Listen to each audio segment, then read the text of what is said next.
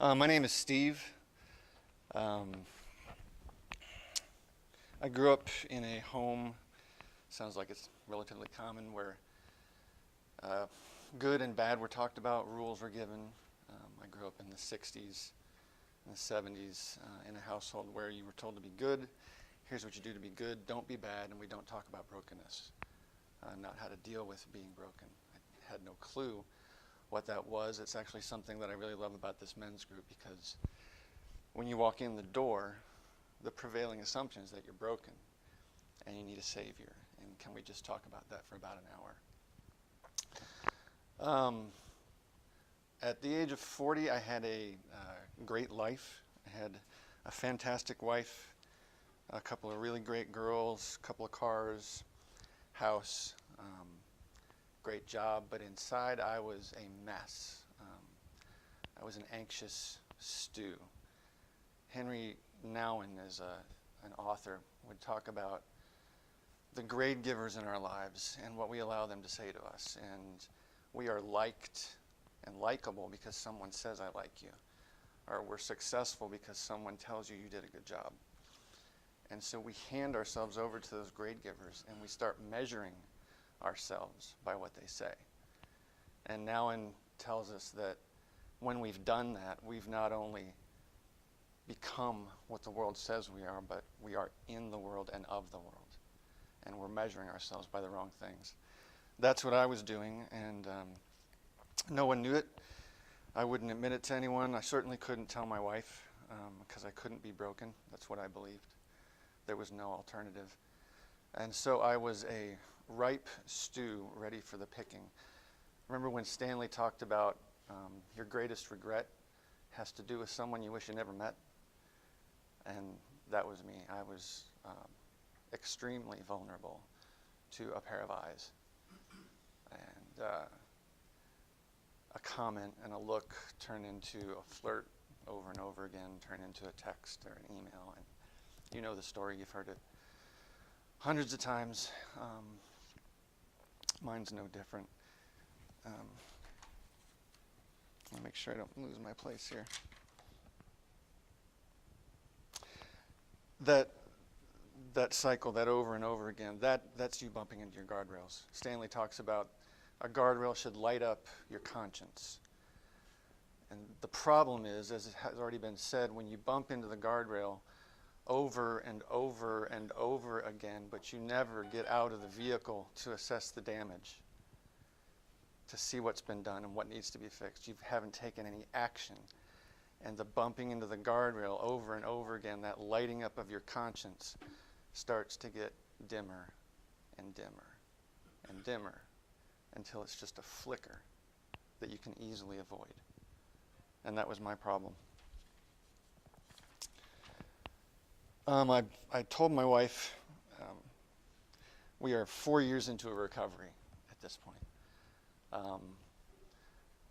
My wife challenged me if I ever stood up in front of a group of men to offer some challenges. And so I'm going to do that today.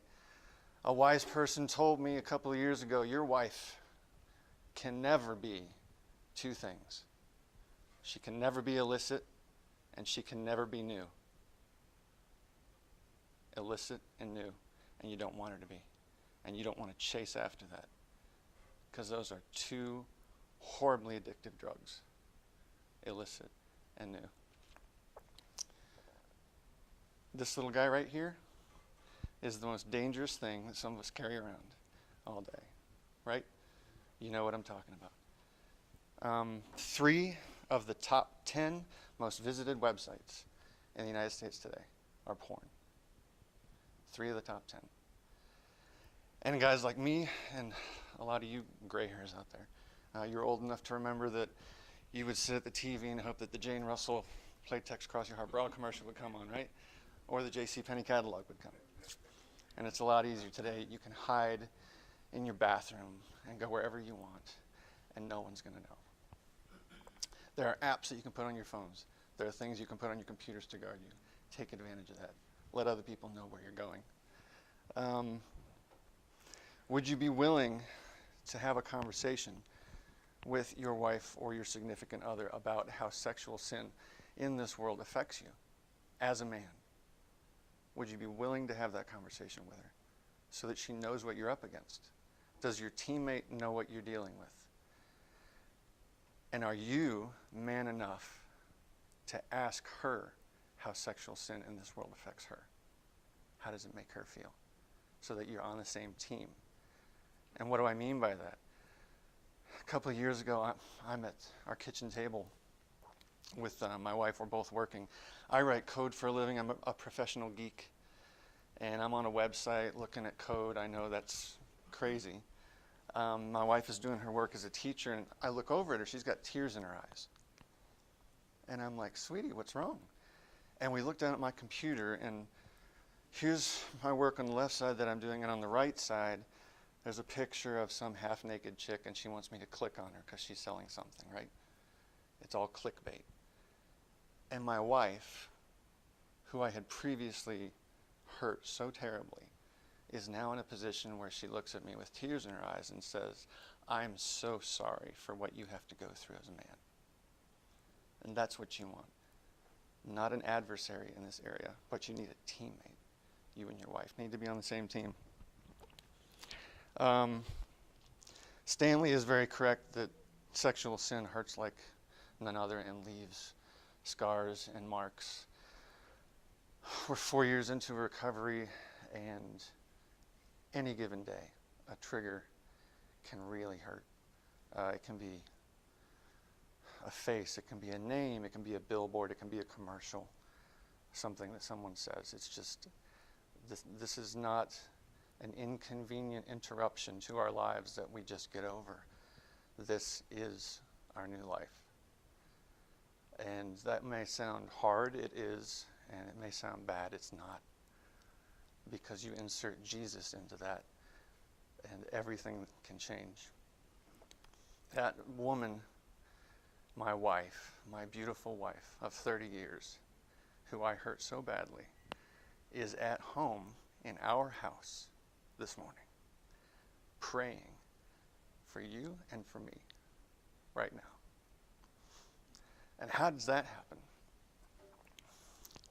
It happens because Jesus, our Jesus, is a relentless pursuer of his kids. And he is a rescuer and a redeemer of our souls. And I don't care how badly it's broken, Jesus can repair a marriage. And he's happy to do so. We've all fallen, and we get skinned or we get some bad wounds. One of my favorite bands talks about our wounds as being the places where the light shines through. It's the place where God's grace has shown up, has shown healing, and we get to talk about it with others. Somebody's already said,